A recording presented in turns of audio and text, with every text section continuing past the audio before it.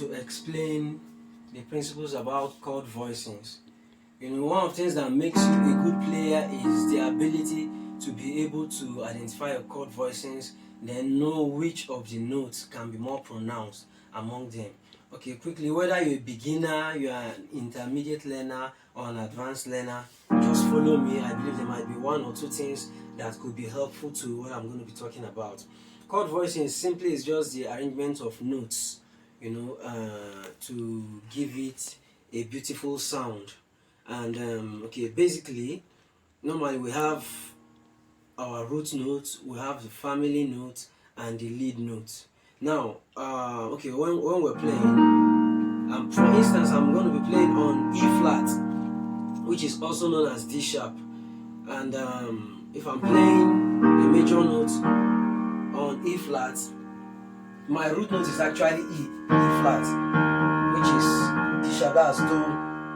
Now the family notes are the notes in between my root and the lead notes. So which are 1, 2, 3, 4 of these are the family notes. The lead notes always used to be the last note by the right. So we'll have our root note here, we'll have the lead note here, and we'll have the family note. So this is just it. Now I can play the same thing this way. So I can decide to extend it to this format. I'm still playing the same key. I can decide to go this way. Now whichever way that I decide to play, is going to determine the outcome of the beauty of the chord. So now I'll play around with some progressions, using chord voicings. Okay, now this is my do, which is D flat. Now I'm on A flat, which is the fa. So on this now, I'm playing an inversion here. The same thing applies to this. We'll have our root note, which is A, the family note, which is this, and the lead note, which is this. Okay, basically what you just need to understand is that normally your root note is your last note by the left, which is the time is a determinant of which of the tonic software you're playing, whether you're playing the first, second, seventh, or eighth. Except when you are playing with a guitar that you may now need to invert. But if not, ordinarily, if I'm playing, for instance, this is my fa now, my root note is actually the fa chord, and the family notes are the notes in between. Like I said, the lead note is this. If I go this way too, same thing, my lead note is this. So I can decide to just be going up and down with my lead note, and it's going to give beauty to whatsoever that I play. So your ability to play around with the knowledge about your chord voicings, makes you to have a good understanding about what you play, and it will also beautify, your play as well.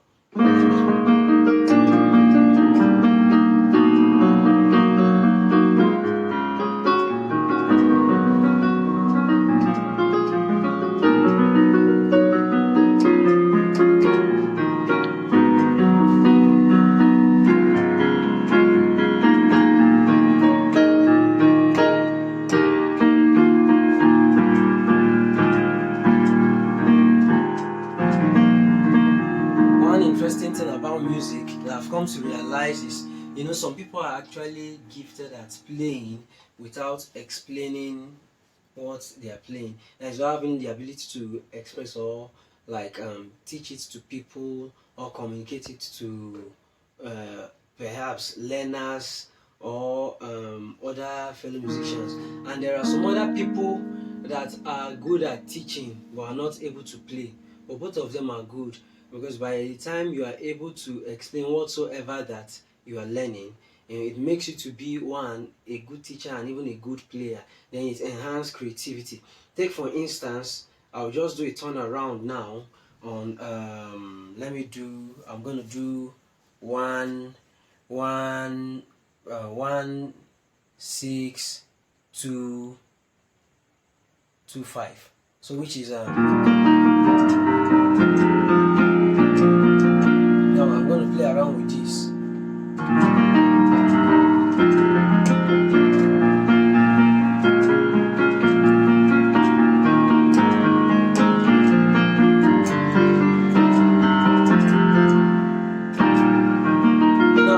by the virtue of the knowledge of being able to play different keys, I'm able to repeat just the same thing on about 3 different keys, and by the time you hear it, it makes it looks very beautiful. Why? Because I understand the concept of chord voicings and how you are able to put them in the right perspective. And that's also why it's important as a player. Yeah, it's good that you have a favorite key, but it's also very necessary that you should know how to play all the keys. Try as much as you can, and because it will help you to stand out in playing, and at the same time you'll not be taken unaware whenever you come across a piano that is not having a transpose. It will help you to generate great results when you play. So, like I said before, so all I'm doing is do, la, re, so, and I now went back and modulated do, la, re, so, and I got this is do, la, so if I want to still proceed again, I can go.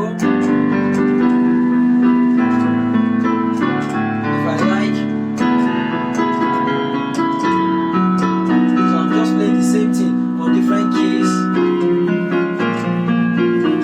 Back to our former key now.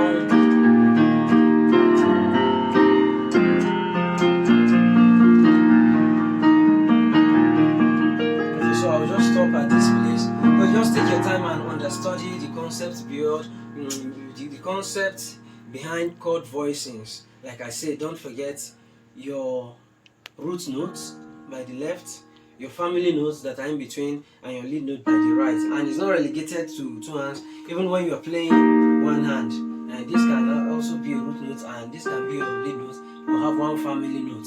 And so when there are varieties of notes, that's where we have many family notes. But your root and your lead notes, most of the time, they are single. It's not really that possible for you to have 2 family notes. Alright, so I will stop at this point. You can send me 1 or 2 questions so I could communicate, and also let me get your feedback if what I've been able to express here makes sense or is helpful in one way or the other. So you can follow me on YouTube, Isaiah E. John, and on Facebook, Isaiah E. John. Thank you.